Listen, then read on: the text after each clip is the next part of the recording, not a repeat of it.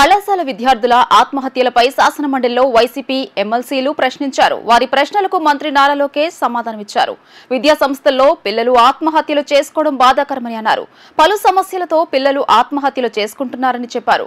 Ragging, ఒత్తిడి, ఫీజుల చెల్లింపు వల్ల ఎక్కువగా పిల్లలు ఆత్మహత్యలకు కారణమవుతున్నాయన్నారు. పాఠశాల విద్యలోనూ మానసికంగా వేధిస్తున్నారనే అంశాలు వెలుగులోకి వస్తున్నాయని తెలియజేశారు. ఆత్మహత్యల నివారణకు ప్రభుత్వం చర్యలు తీసుకుంటుందని మంత్రి నారా లోకేష్ తెలియజేశారు. స్కూల్ వెల్నెస్ టీమ్స్ ఏర్పాటు చేసి ప్రైవేట్ మరియు ప్రభుత్వ జూనియర్ కళాశాలకి ఓరియంటేషన్ ఇచ్చి ఎర్లీ సిమ్టమ్స్ అంటే ఆత్మహత్య చేసుకోవాలనేది ఒక్క క్షణంలో ఆలోచించి ఒక సిమ్టమ్ అనేది ఉంటుంది. విద్యార్థులు ఆ సిమ్టమ్ మనం క్యాప్చర్ చేయాల్సిన అవసరం ఉంది అధ్యక్ష. పిల్లల్ని ఆత్మహత్య చేసుకోకుండా చూసుకోవాల్సిన బాధ్యత ఉంది అధ్యక్ష.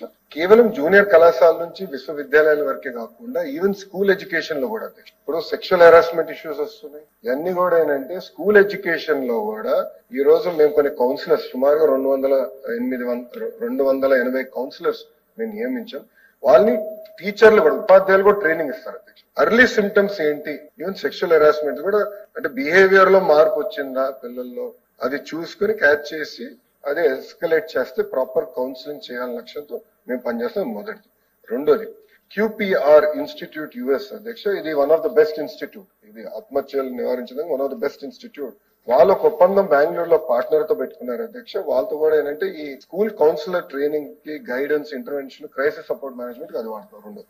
మూడోది టెలి కౌన్సిలింగ్ సర్వీస్ అధ్యక్ష. Especially board of intermediate education కి టెలి కౌన్సిలింగ్ సర్వీసెస్ ఏర్పాటు చేసి పిల్లలకి ఈ స్ట్రెస్, యాంగ్జైటీ కోప్ చేసుకునే విధంగా ఎట్లా కౌన్సిలింగ్ చేయాలో అది మూడోది.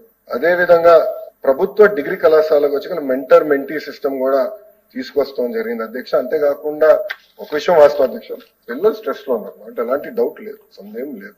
ఇక్కడ ఏమైందంటే అధ్యక్ష ఆత్మహత్య చేసడానికి నా అంచనా ప్రకారం 3 ప్రధానమైన కారణం. మొదటిది ర్యాగింగ్, రెండోది వచ్చేగల ఎకనామిక్ స్ట్రెస్, మూడోది వచ్చేగల ఫీ పేమెంట్. ఈ 3 బ్రాడ్ బకెట్స్ లో ఉంటాయి అధ్యక్ష. ఇది కానీ చూస్తే మన ప్రభుత్వ అధికారంలోకి వచ్చిన తర్వాత ప్రభుత్వ జూనియర్ కళాశాలని బలోపేతం చేయాలని లక్ష్యంతో మేము పనిచేస్తాం. We are going to strengthen